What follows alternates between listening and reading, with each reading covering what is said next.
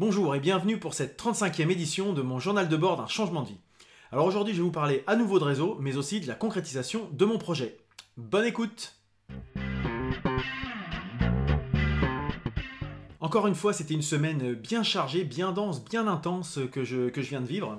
Alors tout d'abord, je vais revenir rapidement. C'est vrai que la semaine dernière, j'avais fait un épisode assez long, il faisait presque 3/4 d'heure je crois. Clairement, j'avais un peu peur que ça soit indigeste.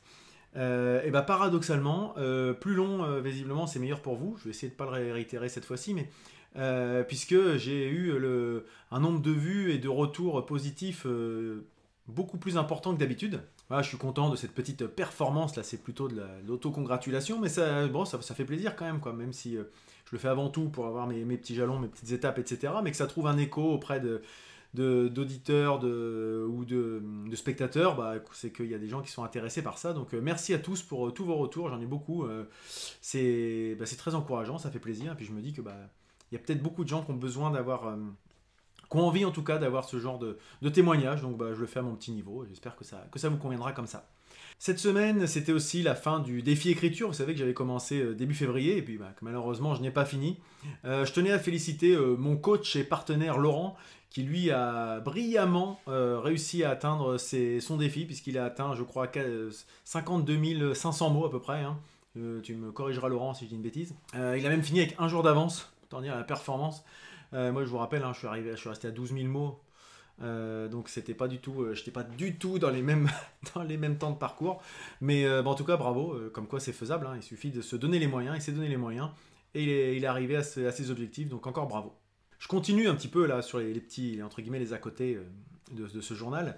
Donc cette semaine, je suis allé voir un concert là, de rock psychédélique, alors le groupe c'est King Gizzard and the Lizard Wizard, ça c'est pour ceux que ça peut intéresser.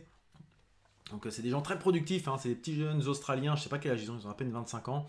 Ils ont sorti 5 albums l'année dernière, une dizaine depuis qu'ils existent, enfin, ils sont très très productifs et c'est hyper intéressant. Et à cette occasion, j'ai revu un ancien camarade de promo d'il y a une dizaine d'années, voire 15 ans maintenant. Et voilà, pourquoi je vous parle de ça, c'est parce que là encore, on discutait un petit peu autour du changement de vie, etc. Et il m'expliquait que lui, le changement de vie, c'était pas forcément dans le cadre professionnel, c'était plutôt les à côté. Et à titre d'exemple, il m'a expliqué que il voulait faire de la musique, il n'avait pas de batteur sous la main, qu'est-ce qu'il a fait? Il s'est improvisé batteur, il a pris une leçon, il s'est pris un rituel de tous les jours ou presque, suivre les méthodes, une par une, tac tac, et en 15 semaines, il savait faire de la batterie, quoi. Au moins pour ce dont il avait besoin.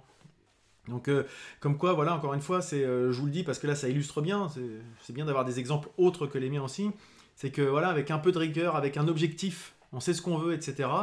Et il a permis il a permis d'atteindre ses objectifs et il me dit que il s'amuse très bien et il découvre encore de nouvelles choses musicalement parce que ça lui a ouvert d'autres choses. Voilà, je trouvais que c'était intéressant comme petite anecdote.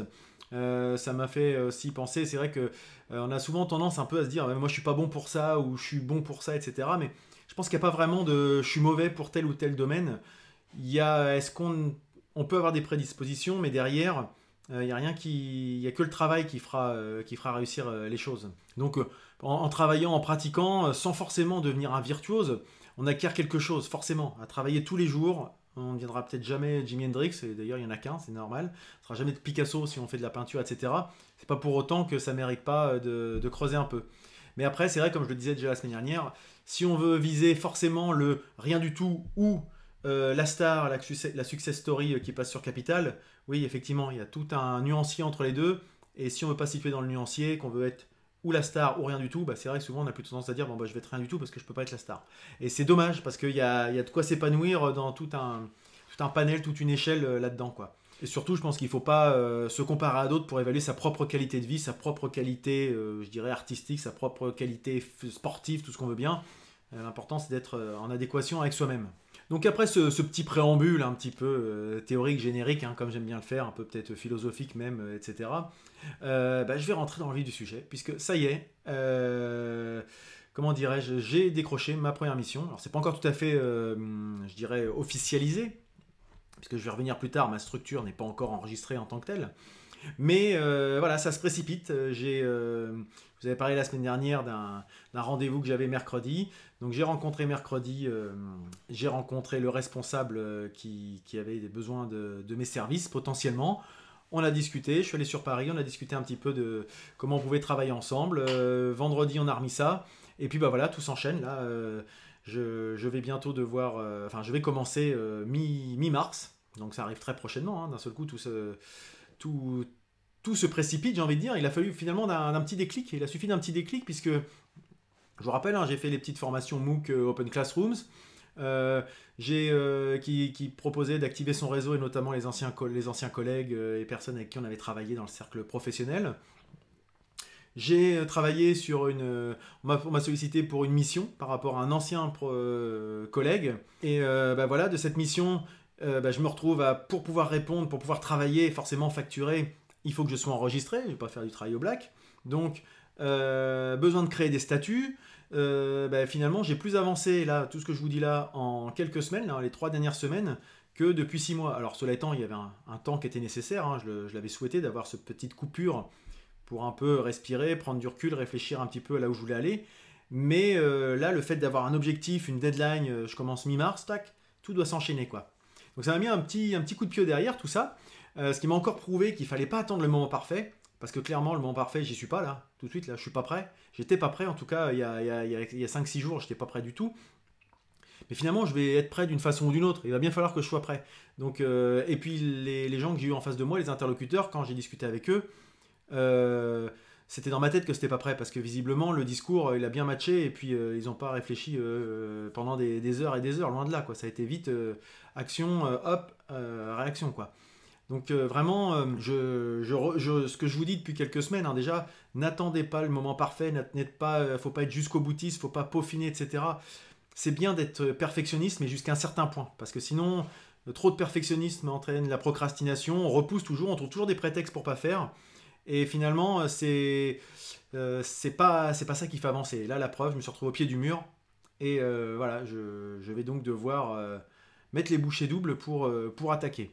Et du coup, parce que je me suis dit aussi, ouais, j'ai de la chance, ça tombe pile à peu près quand je veux me lancer, ça tombe à ce moment-là. Puis j'ai repensé, vous savez, la citation que je vous avais proposée il y a 2 semaines, c'est la chance, c'est quand la préparation coïncide avec l'opportunité. C'est ça en fait. C'est-à-dire qu'il y a eu une opportunité et finalement j'étais prêt quoi. Y a pas eu j'y suis allé, sinon ça aurait pas marché comme ça. Donc j'aurais pu ne pas saisir cette opportunité, ça c'est encore autre chose, mais il y a très peu de chance finalement dedans, puisque c'est moi qui ai sollicité aussi mon réseau. Donc si on veut rester passif, on peut dire que c'est de la chance, mais en fait il y a quand même eu beaucoup d'actions qui ont abouti à ce résultat-là. Bon, puis c'est quand même assez flatteur parce que c'est la personne qui m'avait embauché il y a 15 ans, avec qui j'ai travaillé pendant 10 ans, qui est allé me rechercher, qui m'a recommandé à la personne qui maintenant souhaite travailler avec moi. Donc ça prouve aussi que bah, de temps en temps, on a toujours un petit peu ce syndrome de l'imposteur, d'illégitimité quand on se retrouve tout seul, etc.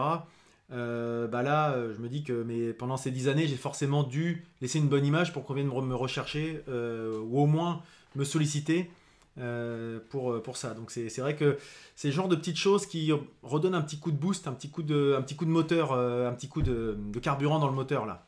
Alors je tenais aussi à remercier tous ceux qui m'ont envoyé des petits messages d'encouragement, parce que j'en ai eu quelques-uns mercredi matin, je vous avais dit que j'avais ce rendez-vous et j'ai eu des petits messages privés sur Facebook, sur Twitter, par différents biais. En tout cas c'était très sympa, c'est vrai de se sentir un petit peu soutenu par rapport à tout ça. Alors c'est vrai que j'y allais moi sans trop de stress, parce que comme je vous dis, c'était pas quelque chose sur lequel je comptais initialement. Je n'étais pas vraiment en attente. Voilà, c'est tombé comme ça, quoi. Et je me suis dit, bah, j'y vais. Et puis, bah, si ça marche, tant mieux. Si ça marche pas, c'est pas très grave parce que c'était pas là-dessus que je me destinais initialement. D'ailleurs, c'était pas vraiment une mission. Je sais pas si j'aurais vraiment répondu. Comme quoi, c'est une erreur aussi de rester sur des préjugés parce que mon objectif, je voulais plus forcément travailler avec des grands groupes. Là, ça reste quand même un groupe relativement important, hein. Je voulais plus forcément faire de BTP. Enfin, surtout, j'avais envie de découvrir d'autres activités.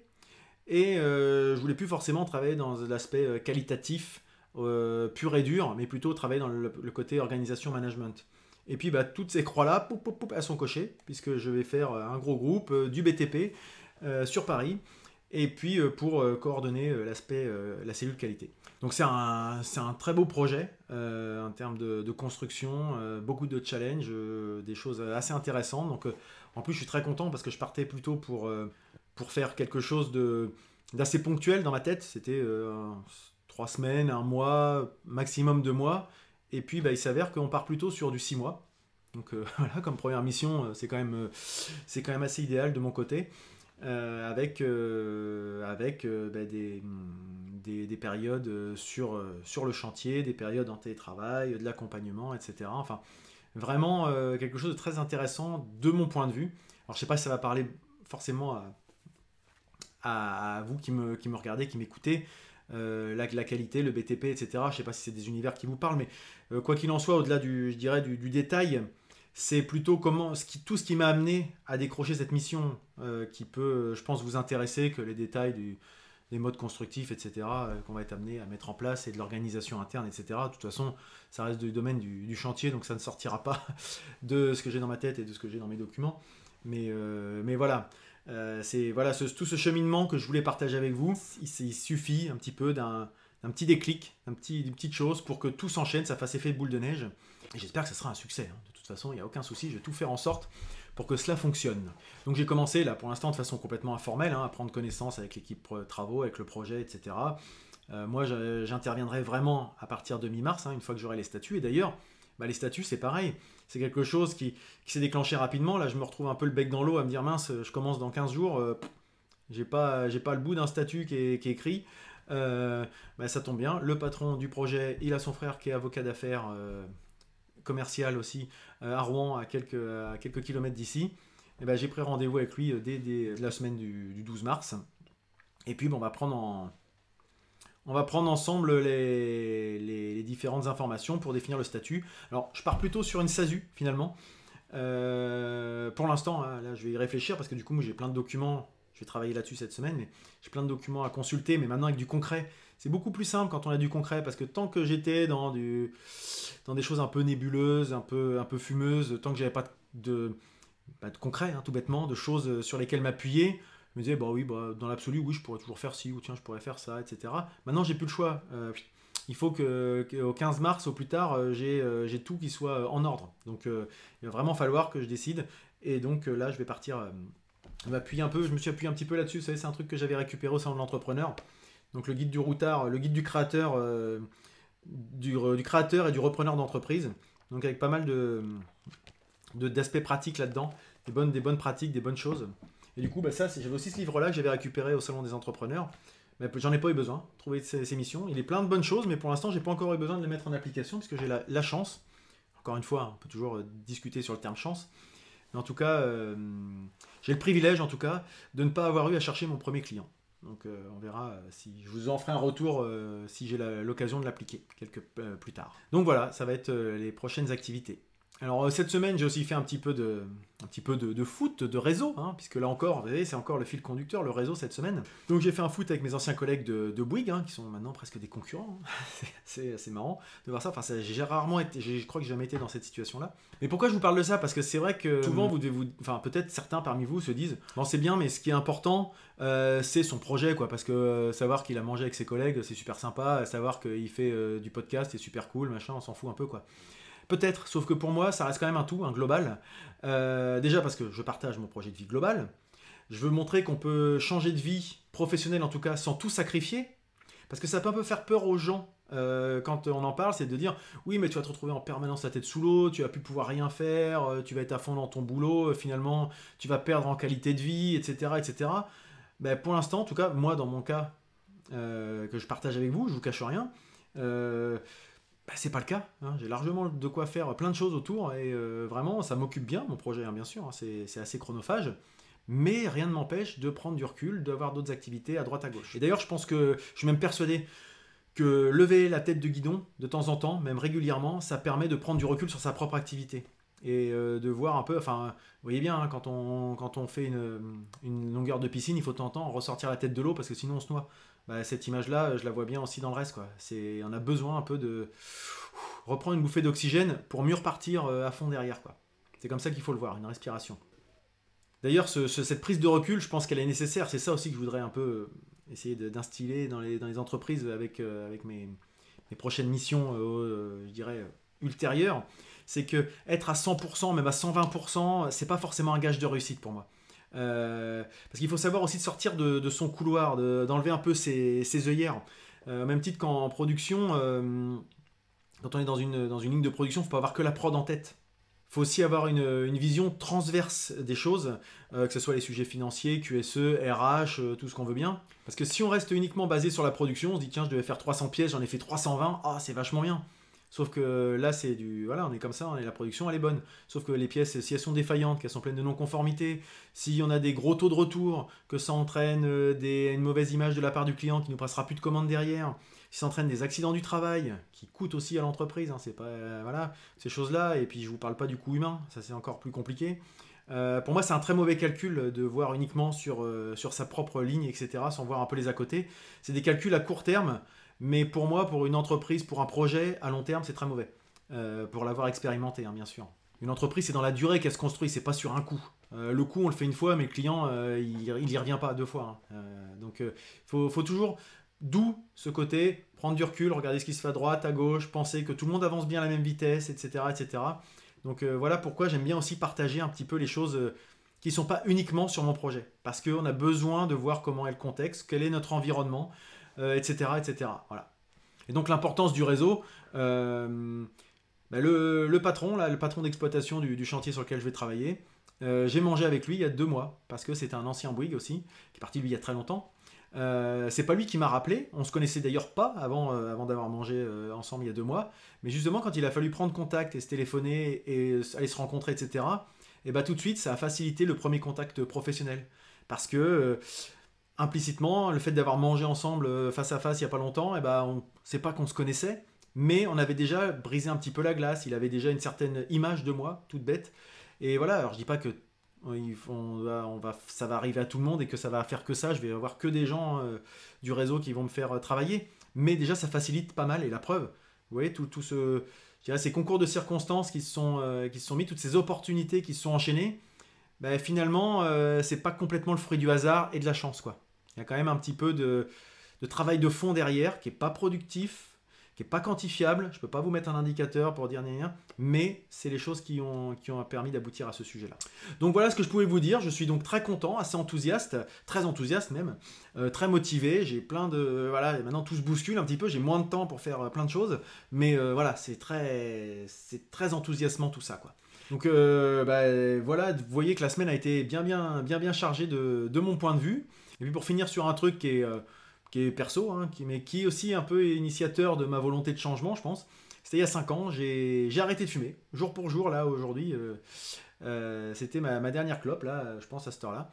Là, je regrette rien du tout. Voilà. Donc, comme mon changement de vie d'il y a 8 mois qui se concrétise aujourd'hui, je regrette pas. Le fait d'avoir arrêté de fumer, ça m'a permis de me sentir mieux, je sais pas comment le dire, c'est tout un global. Donc voilà, les changements, ça peut avoir beaucoup de bons dans le professionnel, dans l'extra-professionnel, dans plein de choses. Faut pas hésiter, un peu comme mon pote qui s'est mis à dire tiens, je vais me prendre en main, puis je vais apprendre la batterie, etc. Ça fait du bien de se forcer un petit peu de temps en temps, même si parfois c'est dur, même si des fois on a envie d'abandonner, même si des fois on se dit à quoi ça sert, tout ça. Et c'est avec le recul que quand on regarde dans le rétro, on se dit quand même bien fait de faire ça, hein, franchement, c'est quand même bien cool. Maintenant, je m'en porte carrément mieux.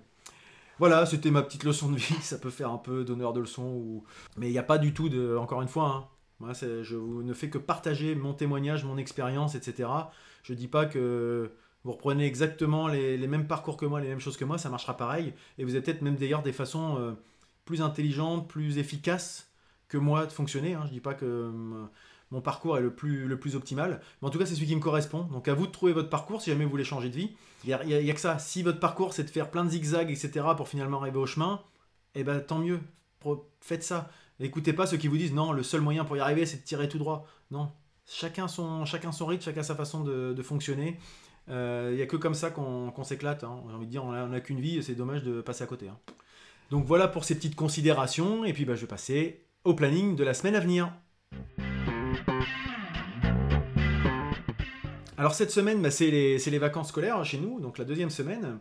Donc les enfants étaient au centre de loisirs la première, donc là on va passer un peu de temps en famille, donc ça va être aussi très sympa là avant justement de partir moi à fond dans mon activité, parce que ça va quand même être assez prenant à la fois, je dirais en termes de temps et puis d'occupation cérébrale. Hein.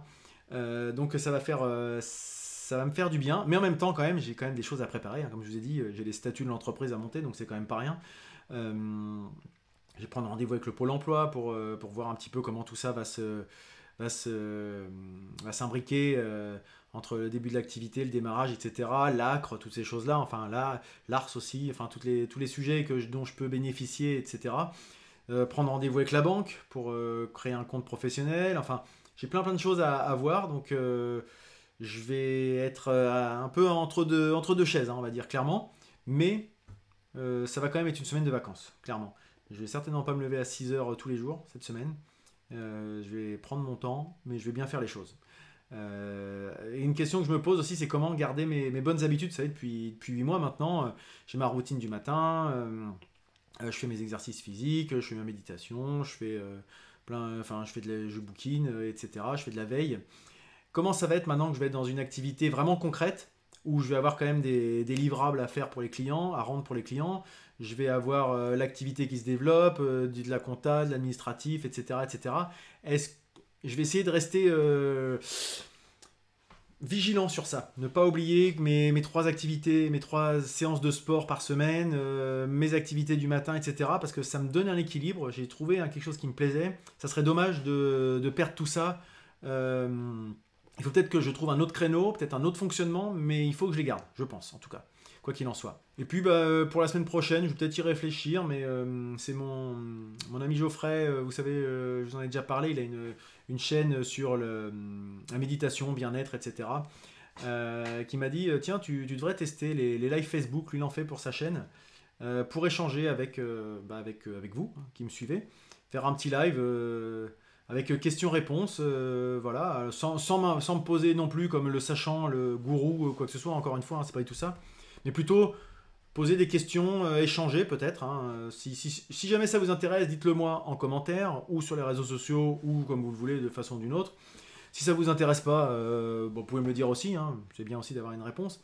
Et puis s'il y a ne serait-ce que 4-5 personnes que ça intéresse, j'essaierai peut-être de mettre ça en place pour, je vous dis pas là dans les 15 jours, hein, parce que là j'ai autre chose à faire, je vous le cache pas, mais peut-être après un mois ou deux d'activité, quoi, qu'on fasse un petit débrief, etc. Là je vous en parle parce que ça m'est venu et puis je commençais à y réfléchir, mais voilà. N'hésitez pas à m'en faire part. Voilà donc pour la semaine à venir, hein, qui s'annonce plutôt intéressante, et je vais passer à ma recommandation de la semaine. Alors cette semaine, ma recommandation, c'est un podcast, alors qui n'est pas qu'un podcast, qui s'appelle Votre Coach Web. Votre Coach Web, c'est un projet animé par Bertrand Soulier. Donc comme je vous disais, c'est un podcast, c'est un blog, c'est aussi un groupe. Alors c'est un groupe Facebook, mais aussi maintenant il y a un forum privé qui a été créé. Enfin privé ou pas d'ailleurs, je ne sais plus. Sur lequel on retrouve plein d'échanges sur la création de contenu. Donc création de contenu au sens large, moi je le vois au sens large en fait. Donc Bertrand Soulier, c'est un consultant qui est également formateur, qui travaille sur tout ce qui est stratégie, marketing, communication, numérique, etc. Donc son but, c'est d'accompagner un peu tout le monde, hein, des entreprises, des commerçants, des gens qui veulent se développer sur le web pour avoir une stratégie web, commerciale, etc. etc. Donc moi je l'ai connu par le podcast, puisqu'il avait été invité dans le podcast Relife, dont je vous ai déjà parlé, puisque c'est animé par Guillaume Vendée et Matt, prof du web. Donc voilà, si vous suivez mes recommandations, ça va peut-être vous raccrocher, sinon je vous invite à aller retrouver ça sur les précédents épisodes. Et donc je suis allé le voir, et c'est quelqu'un que je trouve très très bon en termes d'animation, en termes de... Il a un côté très pédagogue. J'aime beaucoup ses émissions, ses formats. Alors, je trouve ça très intéressant déjà parce que c'est des sujets qui m'intéressent, moi la création de contenu, que ce soit sur les blogs, les podcasts, les YouTube, etc. Enfin en général, j'aime bien tout ça. Et puis aussi, je trouve qu'il a de bonnes analyses au-delà de ses sujets de prédilection. C'est pas uniquement centré sur le web, ça a aussi des approches sociologiques, psychologiques, etc. Qui sont bonnes à entendre aussi pour arriver à comprendre un petit peu les réactions des uns des autres de temps en temps. Voilà. Je trouve que c'est très pertinent. Alors des fois, c'est vrai que les côtés, quand on parle de marketing, qu'on parle de communication, qu'on parle de stratégie web, etc., les gens, on nous dit, ouais, mais ça c'est de la pub, c'est de la manipulation, c'est des trucs comme ça, etc. Bah, j'ai envie de dire oui et non, quoi. C'est-à-dire que, enfin, quand vous discutez avec quelqu'un, que vous êtes dans un débat ou quoi que ce soit, dans une certaine façon de faire, vous avez une sorte de stratégie qui se met en place. Vous essayez de faire adhérer quelqu'un à vos idées. Vos idées, c'est votre produit, quoi. Un peu comme un vendeur, un marketeur, hein. Il a envie que les gens ils adhèrent à son produit et qu'ils aient envie de l'acheter. Bah, quand on discute, quand on est dans une discussion ou même un débat ou tout ce qu'on veut bien, et qu'on essaye de convaincre l'autre, on essaye d'user d'arguments qui vont faire que on met ses idées en avant d'une façon ou d'une autre, on contextualise, on fait des choses, enfin on image, voilà. C'est pour ça que je vous dis, ça se retrouve un petit peu partout finalement, pas uniquement centré sur les aspects web et marketing. Donc moi je trouve ça très intéressant, puis je vous dis, Bertrand, que je connais pas personnellement, hein, je trouve que c'est quelqu'un, un très bon animateur. On sent, il est prof aussi, je crois. Alors je dis pas si je dis une bêtise, il rectifiera peut-être si un jour il voit cette vidéo. Mais en tout cas, on sent qu'il a cette envie de transmettre. Il n'est pas du tout donneur de leçons, il n'est pas du tout à vouloir être, comment dirais-je, condescendant ou quoi que ce soit. Au contraire, il a envie que les gens s'instruisent à son écoute. Voilà. C'est comme ça que je le vois en tout cas. Je le perçois de cette façon-là. Toutes les personnes qui font des vidéos de ce type-là sur YouTube n'ont pas du tout cette approche-là. Et moi, j'ai plutôt cette tendance-là. Donc, c'est pour ça que je vous le recommande fortement. Donc, votre coach web, animé par Bertrand Soulier. Il y a un site web. Je vous le mettrai dans les commentaires sous cette vidéo. Voilà, c'est tout pour cette semaine. Je vais finir avec la citation de cette semaine. Et qu'est-ce que j'ai trouvé comme citation qui m'a bien parlé? Eh ben, c'est une citation de Bertrand Soulier, justement, votre coach web, qui dit « C'est par la pratique que les connaissances deviennent compétences ». Voilà, je vous dirais, restez curieux, testez, essayez, expérimentez. De temps en temps, peut-être qu'il y aura quelques accros, mais en tout cas, croyez en vous. À la semaine prochaine!